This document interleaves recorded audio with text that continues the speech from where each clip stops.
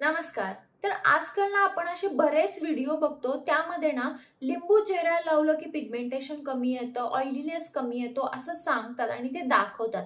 पण लिंबू तुम्हाला खरंच तुमच्या चेहऱ्यावर डायरेक्टली लावला पाहिजे का? त्याचे काय काय साइड इफेक्ट आहेत ते मी तुम्हाला आजच्या व्हिडिओमध्ये सांगणार आहे. आणि जर तुम्हाला लिंबू वापरायचा असेल तर तो कसा वापरला पाहिजे ते देखील सांगणार आहे. चला तर मग हा आजचा व्हिडिओ आपण लगेचच चालू करूया. लिंबू हा ऍसिडिक असतो आणि डायरेक्टली तुम्ही लिंबू किंवा लिंबूचा रस लावला तर तुमची स्किन इरिटेट होऊ शकते, स्किन ड्राय होते, लाल होते, बरेचदा स्किन पील होते म्हणजे स्किन फुटायला चालू होते. सेन्सिटिव्ह स्किनला तर कधीच लिंबू वापरला नाही पाहिजे. लिंबू लावून जर तुम्ही उन्हात गेला तर सनबर्न होते, पिगमेंटेशन अजून वाढते, नसले तर पिगमेंटेशन येते, पिंपल्स देखील येतात. त्यामुळे लिंबू तुम्ही लावूच नका. आता काही काही व्हिडिओमध्ये सांगतात की रोज लिंबू लावा, रोज रात्री लिंबू लावून झोपा. तर हे तुम्हाला अजिबात करायचं नाही. पहिली गोष्ट, रोज तुम्हाला लिंबू लावायचा नाहीये आणि लिंबूचा रस लावून कधीही तुम्हाला झोपायचं नाहीये.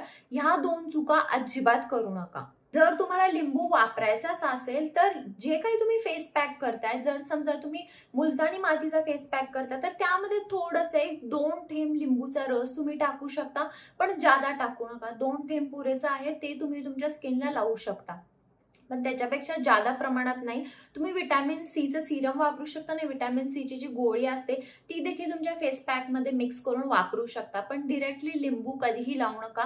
तुमच्या स्किनचे प्रॉब्लेम अजून जास्त वाढतील. तेवढ्यापुरतं तुम्हाला असं वाटेल की थोडासा ग्लो आलाय, पण तुमची स्किन नंतर नंतर खराब होत जाईल. त्यामुळे लिंबू चेहऱ्याला लावू नका. फेस पॅक मध्ये मिक्स करून वापरा, ते पण थोड्या क्वांटिटीमध्ये, जादा नाही.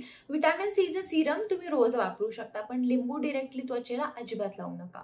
तर हा होता आजचा माझा व्हिडिओ लिंबू बद्दल.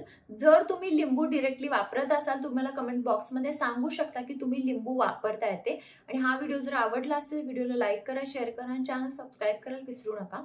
चला तर मग आपण लवकरच भेटूया एका नवीन व्हिडिओमध्ये. तोपर्यंत काळजी घ्या. बाय.